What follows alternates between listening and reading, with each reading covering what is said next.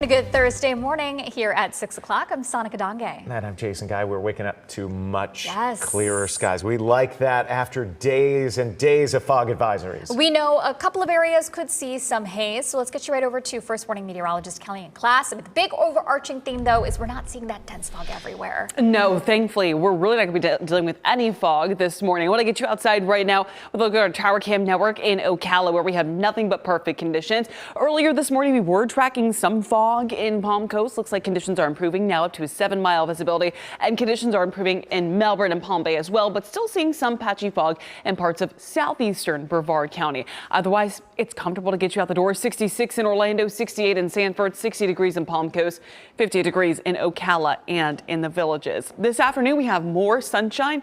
Temperatures today warming up into the low and middle 80s, and we have a warming trend on the way. We'll talk about those details coming up in a few minutes.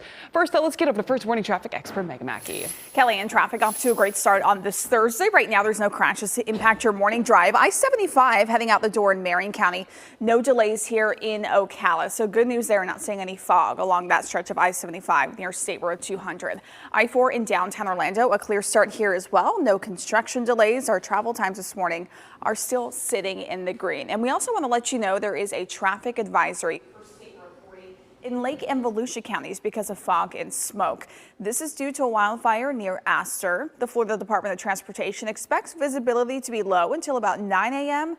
They are asking drivers to use their low beams, slow down, and reduce distractions while driving. That means turn the radio down and put your cell phone away. They are also asking drivers to be patient and avoid passing cars or quickly changing lanes. Well, this was the scene at a Claremont apartment complex last night after a standoff ended with 2 people dead. And this happened at the Cottonwood Apartments. This is there on Hook Street. This morning, we're still working to figure out how it all began. West 2's Bob Hazen is there live. Bob, police say the suspect fired shots at them. And they say it happened as soon as they went inside one of the apartments here at this complex. But at this point, they have not explained why that shooter did what he did. Now, during that standoff, we could see the SWAT team using an armored vehicle with a battering ram to punch through a garage door. And they also flew drones into the apartment at one point. Claremont police tell us this started around 3:30 in the afternoon. People at the Cottonwood Apartments said that they had seen a woman screaming and running from a man. Officers showed up. They found blood near a front door. They say they went into that apartment and found the woman on the ground, and then someone inside started shooting at them. They had to fall back. That standoff started up. Folks in the complex were evacuated, and through it all, the police say that the shooter said nothing. Tried to make verbal contact with the suspect or any occupant inside the apartment building. They did not receive any contact. They had no communication with the subject. And Claremont police say eventually the SWAT team did go inside and they found the suspect dead. He had apparently shot himself. We are told that he was in his late 20s. He'd been in a relationship with the woman who was killed. Their names have not been released at this point. We also know that the Claremont officers did fire shots back at the suspect, so FDLE is involved in the investigation as well. Covering Lake County, live in Claremont, Bob Hazen, West 2 News. Thank you. An Orange County middle school teacher has been arrested on federal charges. 25-year-old Italo Brett Bonini is accused of having children perform sex acts for him over video chat. And West 2's Paola Tristan Arruda is live in front of the school that he worked there. He'd been employed at Hunters Creek Middle School. Paola. Jason, the principal of the school has made it clear that Bonini will not be allowed back on campus during this investigation. Now, according to a criminal complaint, he allegedly enticed 2 young boys in Maryland to expose themselves and engage in sex acts in front of a computer during video calls so he could watch. The complaint states that the victim's father found disturbing messages on one of the boys' Discord chat between Bonini and the 8-year-old. The suspect also promised the children video game currency in exchange for their sex acts. The teacher would also allegedly tell the victims good job afterwards. Parents got a message from the principal of Hunters Creek Middle School about the arrest Wednesday morning. While I am not able to discuss employee matters, I can tell you that law enforcement and the district's Office of Professional Standards is looking into the matter. This individual will not be returning to school during the investigation. Please be assured that we take all allegations very seriously, as the safety of our students and staff is always my top priority. When questioned by investigators, Bonini allegedly told them that he, quote, fell into temptation that I should not have. I'm not a sick individual. I made a mistake. He did admit to detectives that he communicated with the boys through Discord, and he was a music teacher at the school. Covering Orange County, live in Orlando, Paola Trisnaruda, WESH 2 News.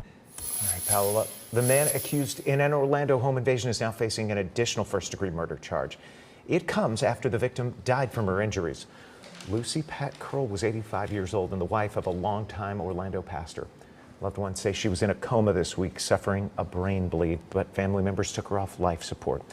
Police say the suspect, Ronald Dwayne Davis, posed as a community service officer to force his way into her home last week, then beat her and robbed the home.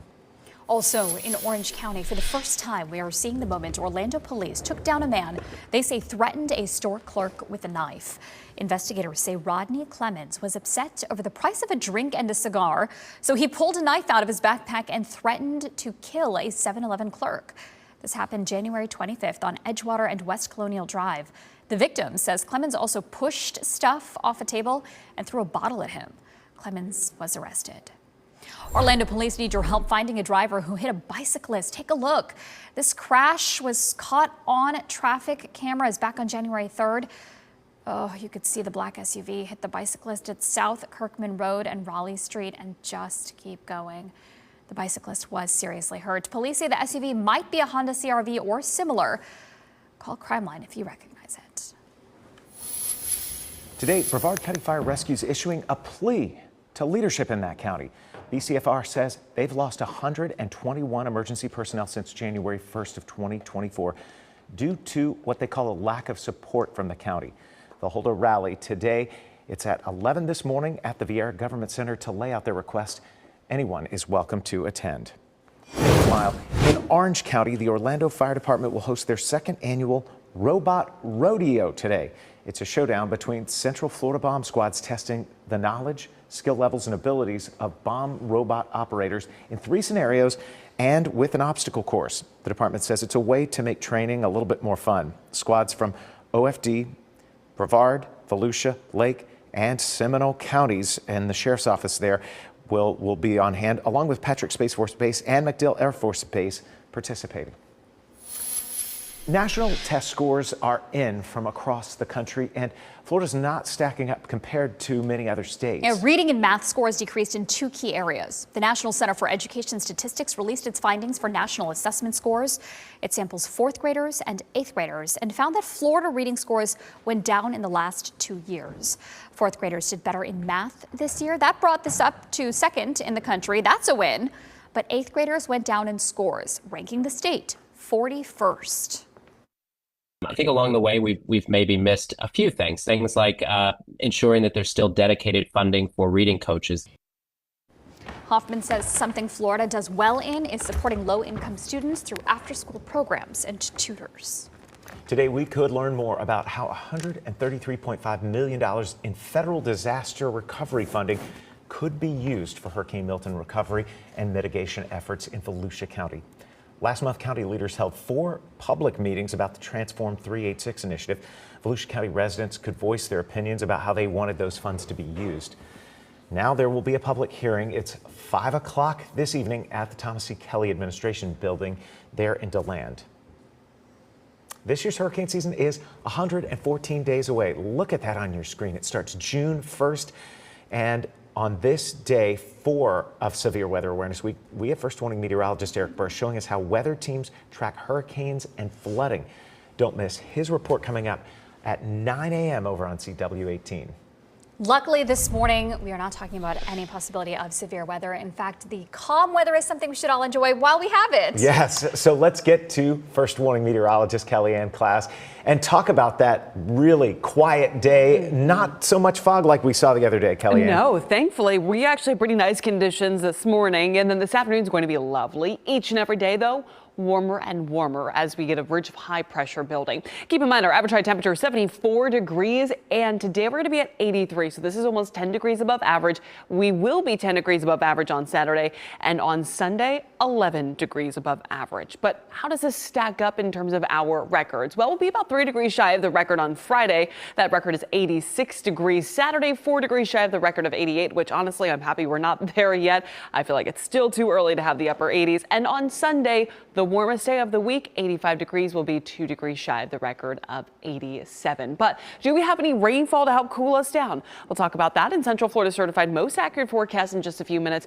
First, though, it's 6:11. Let's get over to First Warning traffic expert Megan Mackey. Kelly, and we're off to a good start in the traffic department. Unfortunately, not seeing that thick or dense fog this morning, and including here along the Turnpike. A nice clear start from our camera here. This is along the Turnpike right at that State Road 429 interchange. So far, no delays traveling here. If you're heading to Windermere, Winter Garden along the Turnpike and using the 429, I-4 also clear and quiet. Looking live from our tower camera at West 2. This is in Weather Park. If you're traveling eastbound into Seminole County, a clear start here as well. No need to use those express lanes this morning. We'll check in with some of those travel times coming up in a few short minutes. Megan, thanks. After the break, the pushback against the Trump administration's plans to slash the nation's federal workforce. And transgender women are now banned from women's sports. The order signed by President Trump yesterday and how athletic organizations are responding.